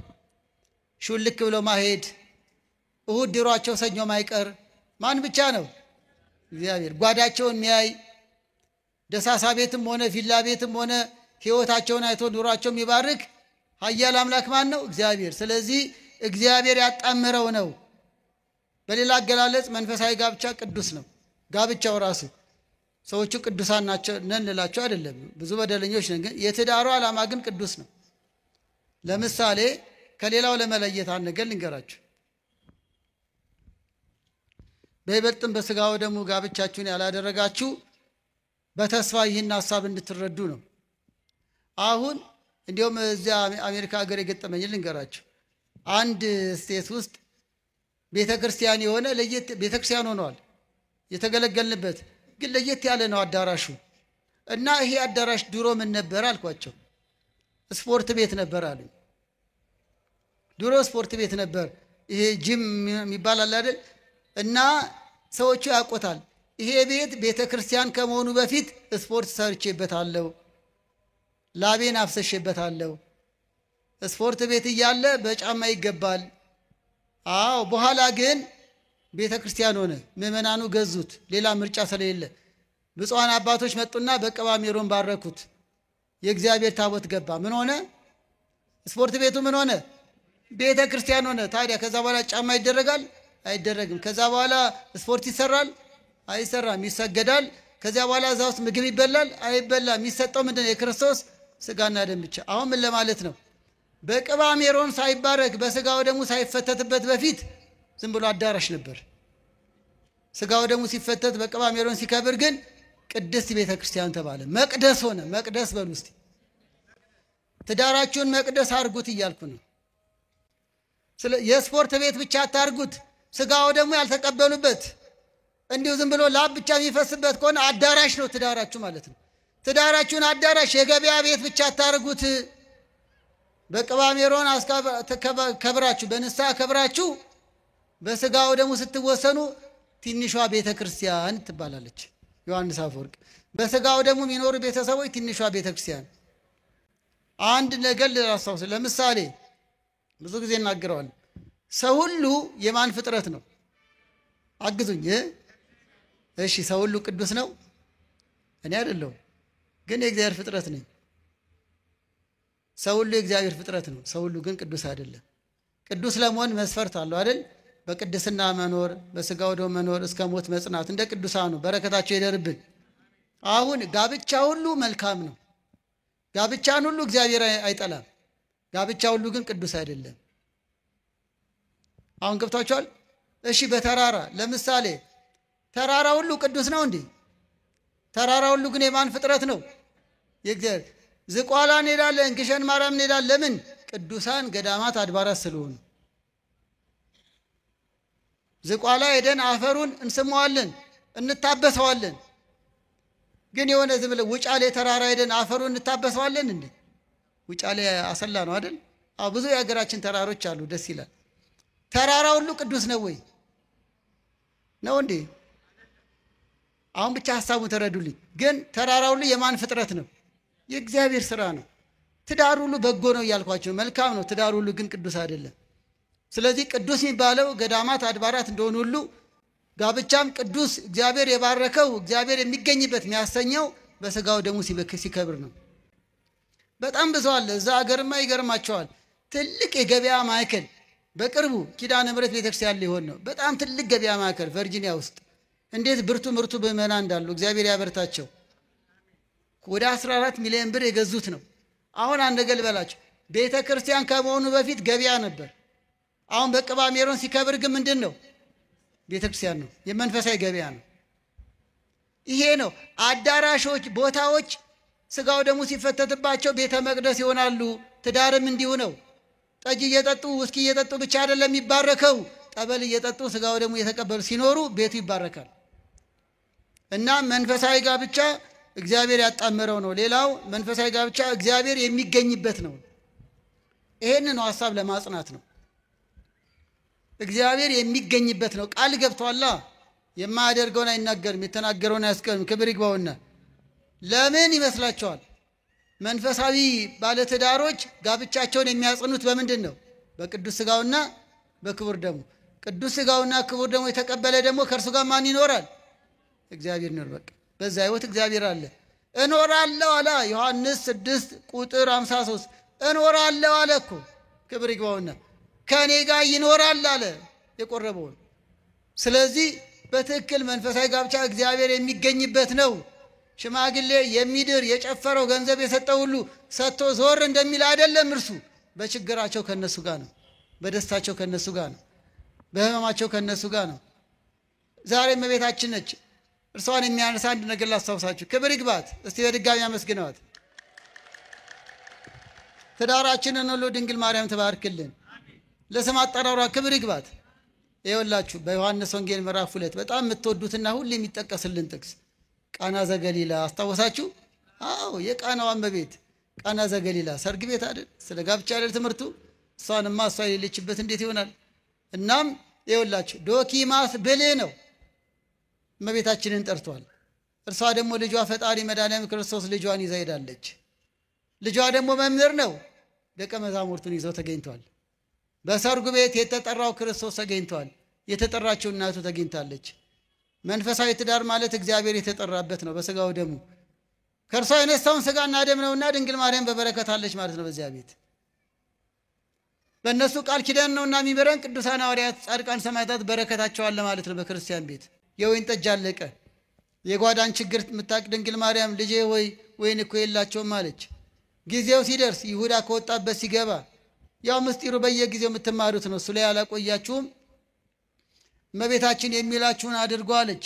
ልጇና እርሷ ተግባብተዋልና የምስጢር መዝገቡ ናትና።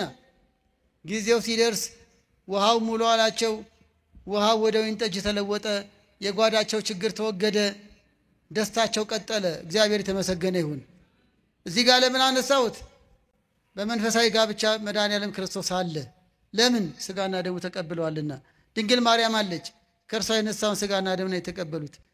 ዘወትር ውዳሴ ማርያም ይደገምበታልና፣ ዘወትር ሰላም ለኪ ይባላልና፣ በስዕለ ማርያም በቅዱሳን ስዕላት ቤቱ ያሸበረቀ መማፀኛ ነውና ያ ቤት። ስለዚህ እንደ ዶኪማስ ቤት ችግር የሚወገድበት፣ ሰላም ቢያጡ ሰላም ይሰጣቸዋል፣ ፍቅር ቢያጡ ፍቅር ይሰጣቸዋል። ያለቀውን የሚሰጥበት፣ የጎደለውን የሚሞላበት፣ ዋናውን ባለቤቱ ያለበት ነውና መንፈሳዊ ጋብቻ መድኃኒዓለም ክርስቶስ የሚገኝበት ነው። ድንግል ማርያም በረድኤት የምትገኝበት ነው። በረከቷ ይደርብን። ሌላው መንፈሳዊ ጋብቻ አሁን ያልኳችሁ በዮሐንስ ወንጌል ምዕራፍ 2 ነው፣ የምታውቁት ነው። መንፈሳዊ ጋብቻ ምስክርነት ነው። በዚህ ምድር ላይ ስለ ክርስቶስ የሚመሰክሩበት ነው። ባልና ሚስት የእግዚአብሔር ሰው ሆነው ልጆቻቸውን በእግዚአብሔር ቃል አሳድገው በእነሱ ምክንያት ሌሎች ይድኑ ዘንድ እግዚአብሔርን ያውቁ ዘንድ የሚመሰክሩበት ነው። ቆርበው ሲኖሩ፣ እየጾሙ ሲኖሩ፣ አስራት እያወጡ ሲኖሩ ጋብቻማ እንደነገሌ ነው እየተባለ የእግዚአብሔርን ክብር የሚመሰክሩበት ነው። አዎ ማቴዎስ ቁጥር 32 ላይ ምን ይላል? በሰው ፊት ላይ መሰክርልኝ በሰማይ ያለ አባቴ ፊት መሰክርለታለሁ። በሰው ፊት ለምሳሌ ሌላም ጊዜ ያነሳላችኋለሁ። አቂላና ጵርስቅላ የሚባሉ አሉ። ብዙ ጊዜ አልሰማችኋቸውም፣ ግን በዚህ ትምህርት ደጋግሜ ያነሳቸዋለሁ። በጎ ባለ ትዳሮች ናቸው። ክርስቶስን የመሰከሩ ያልኳችሁ ነው። የሐዋርያት ሥራ ምዕራፍ 18 ላይ ታሪካቸው አለ። የሐዋርያት ሥራ ምዕራፍ 18 አዎ ሮሜ 16 ላይም ታሪካቸው አለ። እኒህ አቂላና ጵርስቅላ የሚባሉ ሁለት ደጋጎች መጀመሪያ ቅዱስ ጳውሎስ በሚያስተምርበት ዘመን እነሱ ቤት ገባ። ድንኳን ሰፊ ነበሩ። ድንኳን መስፋት ለቅዱስ ጳውሎስ ያስተማሩት ያለማመዱት እነዚህ ባልና ሚስቶች ናቸው እና አቂላ። አሁን ምን እያልኩ ነው? የክርስቶስ አገልጋይ ቅዱስ ጳውሎስን ያስተናገደ ባልና ሚስት ቤተሰብ። በዚህ ብቻ አበቃም። አጵሎስ የሚባል የሕግ ሰው ነበር። ስለ ክርስቶስ ቃሉን ሰምቶ ተማርኮ ወደ ክርስትና የመጣ የተመሰከረለት ነው። ግን የበለጠ የተማረው ከነሱ ትዳር ነው። በሐዋርያት ሥራ ምዕራፍ 18 ላይ አጵሎስ የበለጠ ስለ እግዚአብሔር አወቀ። ስለማን አወቀ? እንደ በሞቴ ስትገባ አነቡት ይህን ታሪክ። የሐዋርያት ሥራ ምዕራፍ 18 ነው። የሚገርመኝ ተምሯል እኮ የሰውዬ። እነሱ ቤት ሲውል ሲያድር ግን የበለጠ ስለማን አወቀ? ንገሩኝ እንጂ። ስለ እግዚአብሔር። ባልና ሚስቱ ደግ ሕይወታቸው፣ ፍቅራቸው፣ መልካም አኗኗራቸው ምስክር ሆነ። የበለጠ እግዚአብሔርን ወደደ። የሚገርማችሁ በሰፈር ውስጥ ቤተ ክርስቲያንን እንድንወድ ያደረጉ ባልና ሚስቶች አሉ። ትዳር እንድንወድ ያደረጉ ብዙ ደጋጎች አሉ። ተቃራኒውን ብቻ ማውራት የለብንም። የግድ ስም መጥራት የለብንም። ፍቅራቸው፣ በጎነታቸው አንዱ የአንዱን እግር አጥቦ ጌታዬ እመቤቴ የተባበለው የኖሩ የሚኖሩ ደጋግ ባልና ሚስቶች አሉ በኢትዮጵያ። እግዚአብሔር ያብዛልን። እንደና አቂላ ማለት ነው።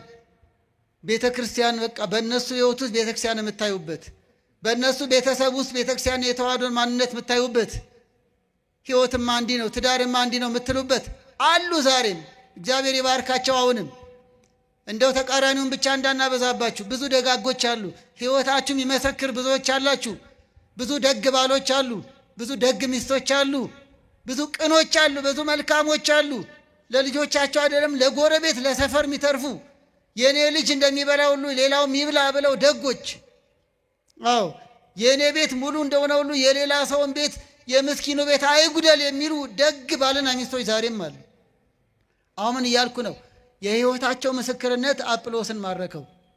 ዛሬም ትዳራቸው የሚማርክ ትዳር እንዲህ ነው፣ ትዳር እንዳጎቴ፣ ትዳር እንዳያቴ፣ ትዳር እንዳባዬ የሚያስብሉ፣ ትዳር እንደነው የዘሮ ገሌ የሚያስብሉ፣ በሥጋው ደግሞ ተወስኖ መኖር፣ ለቤተ ክርስቲያን መቆርቆር፣ አስራት ማውጣት፣ ሀብት ንብረትን ለእግዚአብሔር ቤት መስጠት፣ በሀብታቸው ማይኩራሩ፣ በስልጣናቸው ማይኩራሩ፣ ራሳቸውን ዝቅ አድርገው ትዳራቸውን አክብረው የሚኖሩ፣ የማያመሹ፣ የማይሰክሩ፣ ሚስቱን የሚወድ ባሏን የምታከብር በጣም ደጋግ ትዳሮች አሉ። እግዚአብሔር የተመሰገነ ይሁን። እስቲ ለእንዲህ ያሉት አጨብጭቡላቸው። በእውነት እግዚአብሔርን አመስግኑላቸው። እናም እነሱ ማለት እንደና አቂላ ናቸው። ቅዱስ ጳውሎስ እንደዚህ አይነቶቹ ምን አለ? በቤታቸው ያለች ቤተ ክርስቲያን አለ። የእናንተ ትዳር ማለት ቤተ ክርስቲያን ነች አለ ሮሜ 16 ላይ። ቤተ ክርስቲያን ዮሐንስ አፈወርቅ ከዚህ ይዞ ነው የክርስቲያንን ትዳር ትንሿ ቤተ ክርስቲያን ነች። በታላቋ ቤተ ክርስቲያን ሥጋው ደግሞ እንደሚፈተት በትንሿ ቤተ ክርስቲያንም ተቆራቢዎች የሚኖርበት ነው። በታላቋ ቤተ ክርስቲያን በዋና ቅዱሳን እንደሚዘከሩ በትንሿ ቤተ ክርስቲያንም ቅዱሳን የሚዘከሩበት ካህናት የሚባረኩት የተቀደሰ ቤት ነው እያለ አነጻጽሮት። የዚህ ሁሉ መሰረቱ ግን አቂላ ናቸው እና ቆርኔሌዎስ ናቸው። ቆርኔሌዎስ የተወደደ ትዳር የነበረው ነው። የሐዋርያት ሥራ ምዕራፍ 10 ላይ መጽዋች፣ ደግ፣ እንግዳ ተቀባይ፣ ስለዚህም የእግዚአብሔር ወዳጆች ተባሉ።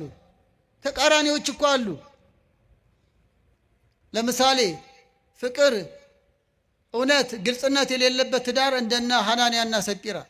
ሐናንያና ሰጲራ የራሳቸው ውሸት አልበቃ ብሏቸው መንፈስ ቅዱስን አታለሉ። የሐዋርያት ሥራ ምዕራፍ 5 ላይ የራሳቸው ችግር ሳይበቃቸው ሀገርም ያታልሉ አሉ።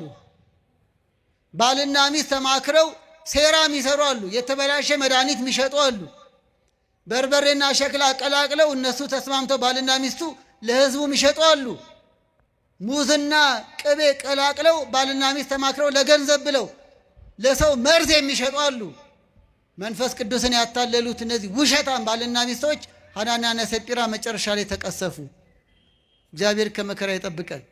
እግዚአብሔር አይወድም። በተቃራኒው ቆርኔሌዎስ ግን መጽዋች፣ ደግ፣ እግዚአብሔር የሚፈራ ሰውን የሚያከብር ነውና የእግዚአብሔር ቤተሰብ ተባለ። የእግዚአብሔር ወዳጅ ቤተሰብ የሐዋርያት ሥራ ምዕራፍ 10 ላይ። ስለዚህ ወገኖቼ ምስክርነት ነው ስንል ቤተሰቡ ይመሰክራል ማለት ነው። ስለ ክርስቶስ፣ ስለ ቤተ ክርስቲያን፣ ስለ ኢትዮጵያዊነት፣ ስለ ደግነት። የመጨረሻው እዚህ ላይ መንፈሳዊ ጋብቻ ከሌላው የሚለየው መልካም ዛፍ ሆኖ ይገኛል። መልካም ዛፍ ሆኖ መልካም ፍሬ ያፈራል። መልካም ዛፍ መልካም ፍሬ ያፈራል። አብርሃምና ሳራ መልካም ሆነው ይስሐቅን አፈሩ። ይስሐቅና ርብቃና ይስሐቅ መልካም ሆነው ያዕቆብን ነገደ እስራኤልን ያቋቋመ በኋላም ጌታ ከእርሱ ዘር እንዲገኝ የፈቀደ ወለዱ። ዘካርያስና ኤልሳቤጥ መልካም ዛፍ ሆነው ዮሐንስን ወለዱ። ስምዖንና ኤቅሌስያ መልካም ሆነው አቡነ ገብረ መንፈስ ቅዱስን አስገኙ። በረከታቸው ይደርብን። እናም መልካም ዛፍ ሆነው የሚያስመሰክሩ እግዚአብሔር የሚወዳቸው የተቀደሰ ትውልድ የሚተኩ ይሆናሉ ነው። ወደ መጨረሻው እንሂድ። የመንፈሳዊ ጋብቻ ስርዓት። የጋብቻ ዓላማ ስለ ባልና ሚስት መንፈሳዊ ጋብቻ ከሌላው ስለመለየቱ ይህን አበቃን። የመንፈሳዊ ጋብቻ ስርዓት በሁለት መልኩ ይከናወናል። አንደኛው በተክሊል ነው። ሁለተኛው በማስባን ስርዓት ነው። ተክሊል ማለት ሽልማት፣ ክብር፣ ስጦታ ማለት ነው። ተክሊል ድንግልናቸውን ለጠበቁ የሚሰጥ ሽልማት ነው። ለጠበቁት ድንግልና ሽልማት ነው። የክብር መገለጫ ነው። በመጽሐፍ ቅዱስም ድንግልና ጠብቀው እንዲጋቡ ነው እግዚአብሔር የፈቀደው። አስቀድሞ እንዲህ ይላል፣ በድንግልናዋ ያግባ፣ ማንም ሊያገባ ሲወድ በድንግልናዋ ያግባ ይላል። ዘሌዋውያን 21 ቁጥር 13 ላይ። ለዚህ ነው ታቀቡ፣ ክብራችሁን ጠብቁ፣ በድንግልና ሆናችሁ ጋብቻ መስርቱ ምትለው ቤተክርስቲያን። መጽሐፍ ቅዱስ እንዲዛ ነው። ውበታቸው ለዝሙት ምክንያት ሳይሆናቸው፣ ገንዘባቸው ለዝሙት ምክንያት ሳይሆናቸው መሆን እየቻሉ ግን ሁሉ ተፈቅዶልኛል፣ ሁሉ አይጠቅመኝም ብለው ጀግነው ይኖሩ ብዙ ሴቶች አሉ፣ ብዙ ወንዶች አሉ። አሁን አንዳንዶች እንደው አዲስ አበባ ደናግላን አሉ እንዴ? አዎ አሉ። ይኸው በተክሊል እየዳርን እኮ ነው። በደንብ አሉ እንጂ ንገሩ እንዳትሉ ወንዶች አሉ። ራሳችሁን ጠብቁ፣ እግዚአብሔር ይሰጣቸዋል። በደንብ አሉ እንዴ። ያም ባቅሜ 300 ገደማ ንስሐ ልጆች አሉኝ። ብዙዎቹ በተክሊል የተዳሩት እግዚአብሔር ይመስገን። በቃ ካህናት ያውቃሉ፣ ከኔ በላይ ምስክር ናቸው። ንጽህናቸውን ጠብቀው የሚኖሩ በገጠርም በከተማም አሉ። አሁን የኔ ያነሳሁት ሁሉ ተፈቅዶላቸው ግን ሁሉ አይጠቅመኝም ያሉ አሉ። ወንዶችም እንደዛው። ይገርማቸዋል። እንኳንስ አዲስ አበባችን ሰለጠነ በተባለ በአሜሪካ ምድር ድንግልናቸውን ጠብቀው የሚኖሩ ወንዶች አሉ። በ30 ዕድሜ ውስጥ እኔ ወንድ አላቅም ያለኝ ልጅ አለ፣ ሴት አላቅም ያለኝ ይቅር በሉ። ድንግልናን ጠብቄን ያለሁት ምዕመን እኮ ነው፣ ዲያቆን አይደለም። ያው በጣም ነው ደስ ያለኝ። በደንብ አሉ። አሜሪካ መኖሩ ለማመንዘር ምክንያት አልሆነውም። ስልጣኔ ማለት እኮ ራስን መጠበቅ ነው። ስልጣኔ ማለት ማመንዘር አይደለም እንዴ። ክብርን መጠበቅ ነው ስልጣኔ ማለት። ጎበዝ መሆን፣ ብርቱ መሆን ማለት ንጽህናን፣ ክብርን ጠብቆ ለትዳር መብቃት ነው። አንዳንዶቹ ገና ለገና ወጣት ስለሆኑ ብቻ ማመንዘር እንዴ። ቅድስት አርሴማ እኮ በወጣትነቷ ነው ውበቷ ክርስቶስ ሆኖ እኔ ክርስቶስ ሙሽራ ነኝ ብላ ድል የነሳችው በ22 ዓመቷ ነው። የቅድስት አርሴማ በረከቷ ይደርብን። ሲያመዝግናት ይኸውላችሁ ውበቷ ለኃጢአት ምክንያት አልሆናትም፣ ክርስቶስን ለመከተል እንጂ። ወንድሞቼ፣ ልጆቻችን፣ እህቶቻችንም በደንብ አላችሁ፣ በርቱ እያልኳችሁ ነው። እግዚአብሔር ግን ጽናቱን ይስጣችሁ። እኔ ከሴት ርቄ፣ እኔ ከወንድ ርቄ ክብሬን ጠብቄ እኖራለሁ ብሎ የሚኖሩ በደንብ አሏት። እናት ቤተክርስቲያን በደንብ አሏት። ተስፋ እንዳቆርጡ በደንብ አሉ። ስለዚህ እንዲህ ያሉትን ወላጅም ሊኮራባቸው፣ ቤተክርስቲያንም ልትኮራባቸው ይገባል። እግዚአብሔር ያጽናቸው። ታዲያ ለዚህ ነው ድል ይነሳሉና ስለጠበቁት ድንግልና አክሊል ይገባቸዋል። የሚቀዳጁት አክሊል ለጠበቁት ድንግልና ሽልማት ነው። ለምሳሌ በትምህርት ቤት ተመርቆ ስትሬት ኤ ይባላል አይደል? የማዕረግ ተሸላሚ ሜዳሊያ ይሸለማል አይደል? በቃ ማራቶን ሩጫ ላይ አንደኛ ያወጣ ምን ይሸለማል? ሜዳሊያ። በቃ በድንግልና ማግባት ማለት ሜዳሊያ ተሸላሚ መሆን ማለት ነው። ማራቶንን በአንደኝነት ጨረሳችሁ ማለት ነው። ስለዚህ ይሸለማሉ በአደባባይ። ስርዓተ ጸሎትም ይደረግላቸዋል። ስለጠበቁ ድንግልና ተብሎ ይባረካሉ። በአደባባይ ይመሰከርላቸዋል፣ ይመሰገናሉ። ይሄ ነው ታላቅ ክብር አለው። ድል የነሳ አክሊል ይገባዋል። ራእይ ምዕራፍ 2 ራእይ ምዕራፍ 3 ቁጥር 5 እንዲህ እያሉ ቅዱሳት መጻሕፍት ድል መንሳት ለአክሊል እንደሚያበቃ ሁሉ በፍትሐ ነገሥት አንቀጽ 24ም በድንግልናቸው ለኖሩ ስርዓተ ተክሊል ይደረስላቸዋል ብለው ጽፈውልናል። በዚህ አጋጣሚ እሺ ሁለተኛው ላይ አነሳዋለሁ። ሁለተኛው የጋብቻ ስርዓት የማዕሰባን ስርዓት እኛ እንድንረዳው ይሄንን ቃል ወይም ደግሞ የቁርባን ማለት ነው። የማዕሰባን ስርዓት ማለት ፍትሐ ነገሥት አንቀጽ 24 ላይ አንደኛ ድንግል ያልሆኑ የሚፈጸምላቸው ነው። ሁለተኛው ደግሞ የድጋሚ ጋብቻ ባሏ ቢሞትባት ድጋሚ ማግባት ስትፈልግ ንስሐ ገብታ ንስሐ የገባ ባል በቁርባን ታገባለች። ስለዚህ የማዕሰብ ስርዓት ማለት ድንግል ያልሆኑና ድጋሚ የሚያገቡ የሚፈጸምላቸው ነው። ድንግል ያልሆኑ ይልቅም ከጋብቻ በፊት በመውደቅ በማመንዘር አውቀውም ሆነ ሳያውቁ በመሳት ድንግል ያልሆኑ በማዕሰባን ስርዓት ይፈጸምላቸዋል። ቃል ኪዳን ይገባሉ፣ ቀለበት ተባርኮ ያጠልቃሉ፣ ካባ ይለብሳሉ፣ ስጋው ደግሞ ይቀበላሉ። የሚቀርባቸው የተክሊሉ ጸሎትና አክሊል መቀዳጀት ነው። የአክሊሉ ምልክት የድንግልና ምልክት ስለሆነ ይህም ታላቅ ነገር ነው። በንስሐ የልቦና ድንግልና ትመለሳለች። የስጋ ድንግልና ባይመለስ ንስሐ ዘማዩን ድንግል ታደርጋለች ይላል አረጋዊ መንፈሳዊ። ይህም ደግሞ የልቦና ድንግልናን ነው። ሕዝቅኤል 18 ላይ ማንም በደለኛ ከበደሉ ቢመለስ እኔ ይቅር እለዋለሁ ብሏል። እግዚአብሔር ይቅር ባይ ነው። በባለፈው ቅዱስ ወንጌል ማቴዎስ 12 ላይ ምህረትን እወዳለሁ ይላል። እግዚአብሔር መሐሪ ነው። እኔ አመንዝሬአለሁ፣ ወድቄአለሁ፣ ተሳስቻለሁ ብሎ ወደ አባቱ ንስሐ የገባ ሁሉ እግዚአብሔር ይፍታ ይሉታል። በንስሐ ይቀደሳል። ከዚያ በኋላ እኔ ለዚህ ክብር አልገባም ብሎ እግዚአብሔርን በመፍራት ሴቲቱም ወንዱም እግዚአብሔርን በመፍራት ክብር ያገኛሉ። እንዲህ ይላል፣ መፈራት ለሚገባው መፈራትን ስጡ። ሮሜ 13 ቁጥር 7 ድንግል አይደለውም በስጋው ደሙ ነው ማገባው አክሊል አይገባኝም ማለት እግዚአብሔርን የመፍራት መገለጫ ነው፣ አክብሮት ነው። የተረዳችሁኝ? መጽሐፍ ቅዱስ ምን ይላል ደግሞ? የሚያከብሩኝን አከብራለሁ። አይደለውም ለዚህ ክብር አይገባኝም እኔ አንደኛ ሳይወጡ አንደኛ ወጥቻለሁ ይባላል እንዴ? ወንጀል አይደል እንዴ? ሩጫ ላይም ቢሆን እግር ኳስ ላይም ቢሆን እግር ኳስ ላይ እንኳን ቫር አለ አይደል?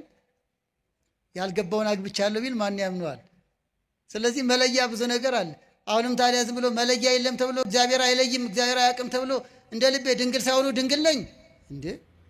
ሳይሆኑ እግዚአብሔር ያያል። ስለዚህ ግን ብዙዎቹ ደጎች ቅኖች እግዚአብሔር የሚፈሩ ስለሆኑ የእግዚአብሔር ቤት ልጆቻችን ብዙዎቹ በመፍራት ራሳቸውን ዝቅ አድርገው ይቀርባሉ። ይህ ታላቅ ክብር አለው ወንድሞቼ እህቶቼ። እንዲህ ይላል በነጭ ልብስ ይጎናጸፋሉ ይላል። በንስሐ ነጭ ልብስ ይጎናጸፋሉ። ራእይ ምዕራፍ 3 ቁጥር 5 ነጭ ልብስ የተባለው በንስሐ የሚገኘውን ክብር ያገኛሉ። ራሳቸውን ዝቅ በማድረግ በድያለሁ በማለት የሚገኘውን ዳዊት እንደከበረ ምናሴ እንደከበረ ይከብራሉ። በነጭ ልብስ ይጎናጸፋሉ። ራእይ ምዕራፍ 3 ላይ ክብር ይግባውና እርሱም እስመ መጻእኩ ጸው ጻድቃነ አነ ለንስሐ ማቴዎስ 9 ቁጥር 13 የመጣሁት ጻድቃንን ልጠራ ሳይሆን ምንድን ያለው ኃጥአንን ለንስሐ ልጠራ መጥቻለሁ። ስለዚህ ቅድመ ጋብቻ ላይ በማወቅም ባለማወቅም ድንግል ያልሆነ ሰው እኔ በደለኛ ነኝ፣ እኔ ኃጢአተኛ ነኝ፣ ጌታ ይቅር በለኝ ብሎ ወደ ካህን ሄዶ ራሱን ለካህን አሳይቶ እግዚአብሔር ይፍታ ተብላ የንስሐ ጸሎት ተደርጎላቸው እየቆረቡ ይኖራሉ። በኋላ ላይ ደግሞ በማዕሰባን ስርዓት መዝሙር ይዘመርላቸዋል፣ ካባውን ይለብሳሉ፣ ነጭ ልብስ ይለብሳሉ። ግን አክሊል አይደረግም። እሷ ድንግል ሆና እሱ ባይሆንም ድንግል ለሆነው ይደረጋል። ይኸው ነው እርግጡ። አንዳንዶቹ ኧረ ችግር የለም እሷ ድንግል ሆና ባልየው ወንድየው ባይሆን በእሷ ይቀደሳል፣ ድንግልና አይጋባም እንዴ? እንደዚህ ከሆነ አንድ ነገር ልንገራችሁ። ሁለት ፍቅረኛሞች 6 ኪሎ ዩኒቨርሲቲ ተማሩ ልበል። ሴቲቱ አንደኛ ወጣች። ፍቅረኛዋ ነኝና አንደኛ ነኝ ይላል እንዴ? እሱ እየሰማችሁ ነው? ወንጀል ነው እንዴ? ለምሳሌ ሩጫ ላይ ወንዶቹ ወይ ሯጭ ስም ብዙ ባልጠራም ግን ወንዱ ሯጭ ማራቶን አሸነፈ። ሚስትየው ከዚህ ሄዳ ኧረ እኔ ሚስቱ ነኝ ትላለች እንዴ? ሚስትነቷ ክብር ነው፣ ግን የሩጫ ዋጋ ይሱ ነው። አለቀ። በተዘዋዋሪ ገንዘቡ ይደርሳታል። ሜዳሊያው ግን የከሌ ነው። ሴቲቱ የምታሸንፍ እንደዛው ስለጠበቀችው ድንግልና እሷ ነች የምትሸለመው። አለቀ እንዴ? ፍቅረኛሽ 4 ኪሎ ስለተመረቀ አንቺ ምን ጋውን አልብሱኝ ትያለሽ እንዴ? ስለዚህ የተማረው ነው የሚመረቀው፣ ያሸነፈው ነው የሚሸለመው። ድንግልናውን ለጠበቀው ተክሊሉ ይደረስላታል። ለዚያኛውስ ሌላው ውራኬ ተደርጎ ካባ ይለብሳል። ፈሪሃ እግዚአብሔር ያስከብራል። ደፋር ከመሆን ይልቅ የሚንቁኝ ይናቃሉ አለ። አንደኛ ሳሙኤል ምዕራፍ 2 ቁጥር ምንም ማለት አይደለም። ምንም ችግር የለም። እነማንም አድርገዋል ብሎ መናቅ ያስንቃል፣ የሚንቁኝን እንቃለሁ ይላል። ማክበር ግን ያስከብራል። ብዙዎቹ ግን በእውነት የአዲስ አበባ ልጆች በዚህ ደረጃም የኢትዮጵያ ልጆች የምትመሰገኑ ናቸው። እግዚአብሔር ያክብራችሁ። እኛ ስለጨቀጨቅናችሁ እንዲሁም አንዳንዶች ይገርማቸዋል። ወደ ካህን መጥተው አባቴ እኔ አይገባኝም እኔ ተክሊል እንዳታረጉልኝ ይላሉ። አስቀድመው እጮኛዬ ጎበዝ ነች እሷ ይገባታል ሚሉ አሉ። የትምህርት ውጤት እኮ ነው። አንዳንዴ እንደው እኛ እንታገላቸዋለን አድርግ አታደርግ እያለን ኧረ እኔ አይደለሁም ይላሉ እነሱ። ይሄ ነው በጎነት። የምናበረታታው ማክበር ነው። አይሻልም? ምመናን አይሻልም? ገሰጽ አድርገን ብናጸድቃቸው አይሻልም? ምንም ችግር የለውም ብለን ከምናስኮንናችሁ። አዎ ገሰጽ አድርገን እግዚአብሔርን እንፍራ፣ ቤቱን እናክብር፣ ስጋው ደግሞ እናክብር ምንለው አይሻልም? አይሻልም? ምንም ማለት አይደለም። እንደፈለጋችሁን ይባላል እንዴ? ቤትም ስርዓት አለ እንኳን ቤተ መቅደስ። ስለዚህ ልጆቻችን እየተጫነች አይደለም ቤተክርስቲያን። ፍርሃት ያስከብራል። ራስን ዝቅ ማድረግ ከፍ ያደርጋል። እናም ብዙ ጊዜ ጮኛሞች ይመጣሉ ደግሞ አይወቃቀሱም። በቃ አንተ ድንግል አይደለህምና አታገባኝም አትልም። አንዳንድ ሚስት በቃ ሳታውቅ ስተሃል፣ ያለፈው አልፏል፣ ንስሐ ገብተሃል። ለስጋው ደግሞ በመቃትህ ባሌ ነህ፣ ለስጋው ደግሞ በመቃትሽ ሚስቴ ነሽ። ባላወቅሽበት ዘመን ስተሽ ሊሆን ይችላል። እግዚአብሔር ይቅር ያላትን አንተ መቀበል ነው። እግዚአብሔር ይቅር ያለውን አንቺ ልትይዥበት ነው።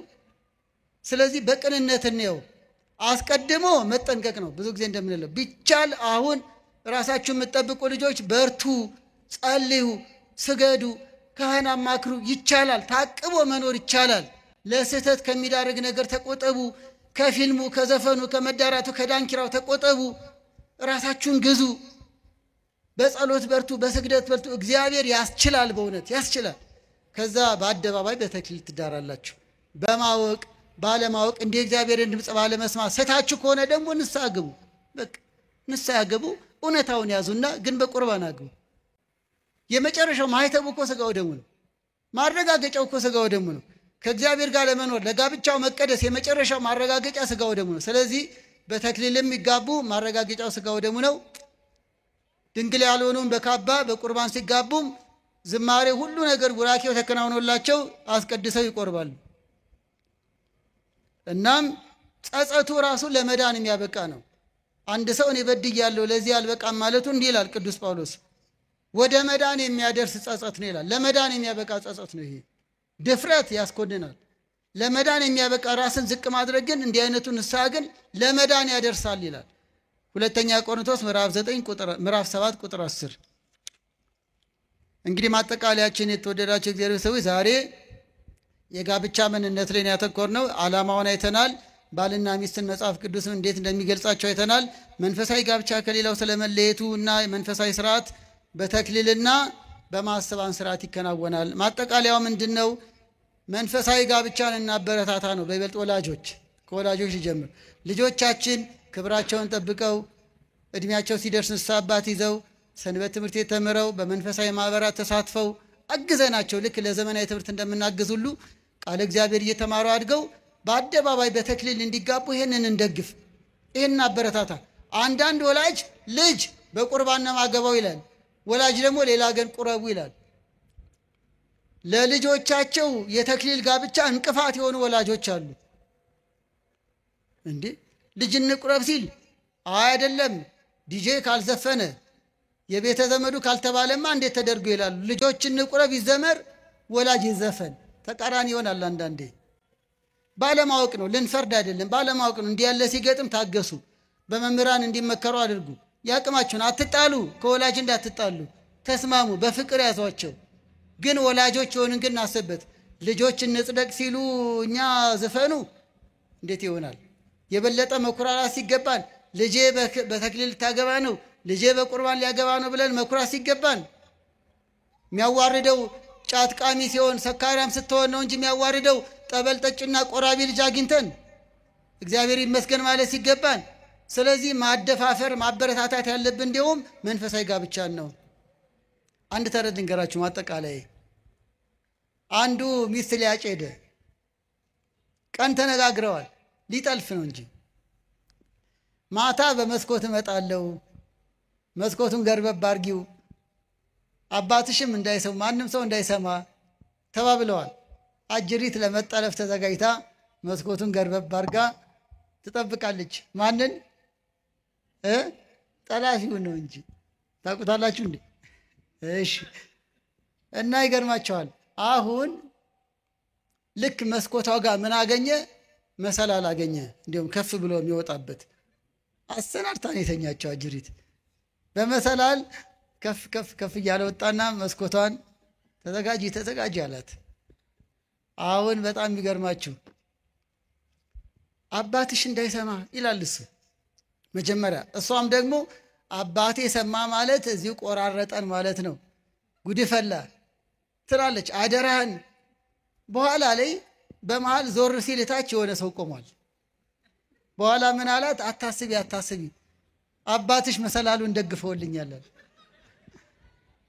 አባትየው እንኳን ሊቆራርጧቸው ምን ደጋፊ ሆነዋል? መሰላል ደጋፊ ይወላቸው።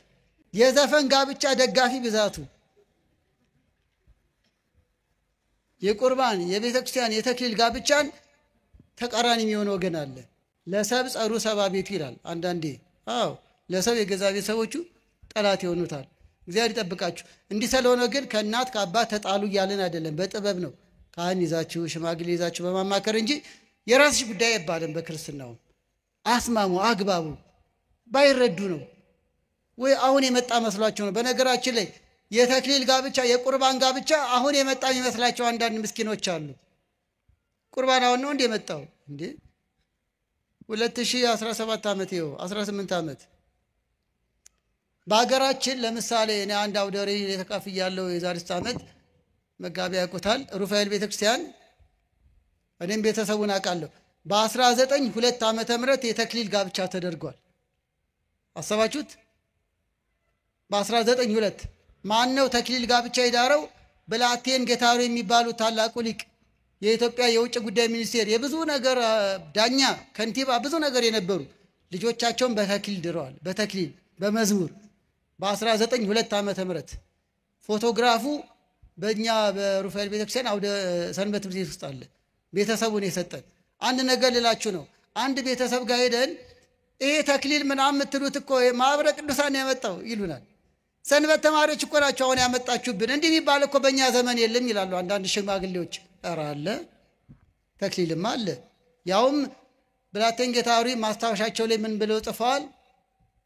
ልጄ ፈቃደ ሥላሴን ስድረው አዝማሪም አልተገኘም፣ ሊቃውንቱ በማኅሌተ ገንቦና በቅኔ ያደመቁት እንጂ ይላሉ። ገብቷቸዋል ሐሳቡ።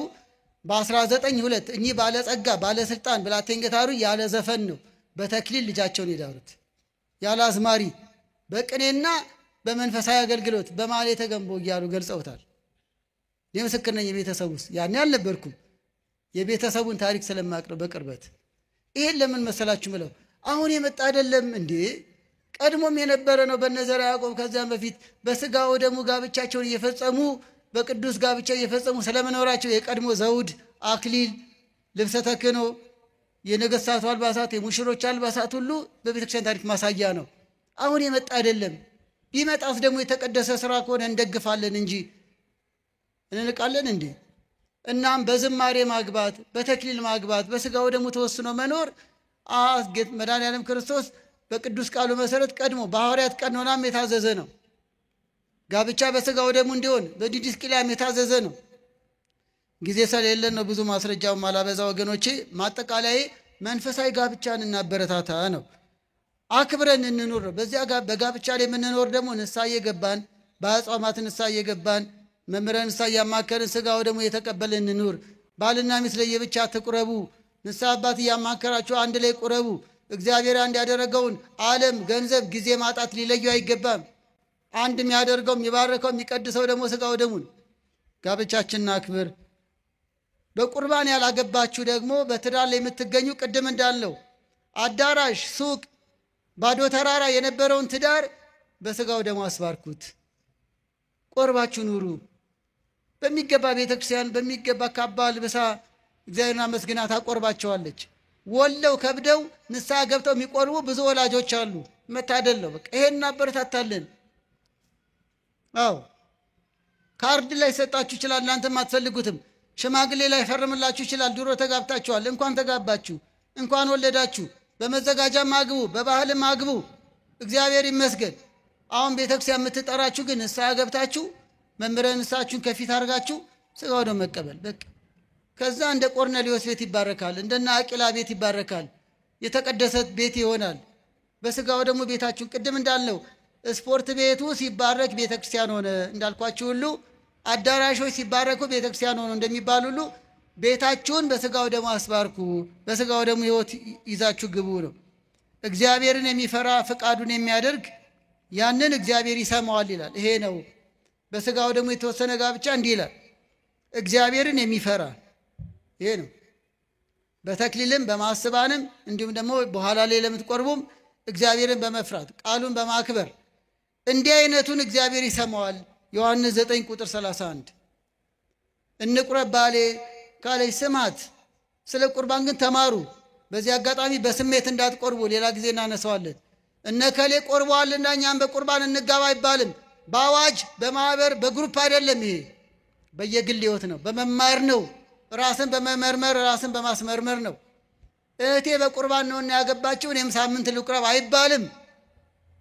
ይህ ጊዮን ሆቴል ኢትዮጵያ ሆቴል አይደለም፣ ቤተ ክርስቲያን ነው። ተምረው የሚቆርቡበት ነው ለማለት ነው። እዚያ ሙሉ ልብስ ከለበስክ ትገባለህ፣ እንደ ሆቴል አይደለም ማለት ነው። ፕሮቶኮል ስለጠበቁ ብቻ ትልቁ ፕሮቶኮል መማር ነው። ምስጢረ ቁርባን ገብቶን ምስጢረ ንስሐ ገብቶን በስሜትም አይሁን በእምነት ይሁን። እሺ እንግዲህ በዚህ መንገድ ጋብቻችንን አክብር። ለተከበረ ጋብቻ ምክንያት እንሁን። ልጆቻችን እንዲማሩ ንስሐ አባት እንዲይዙ እናበረታታ። የተጣሉ እናስታርቅ። ያልቆረቡ እንዲቆርብ እናበረታታ።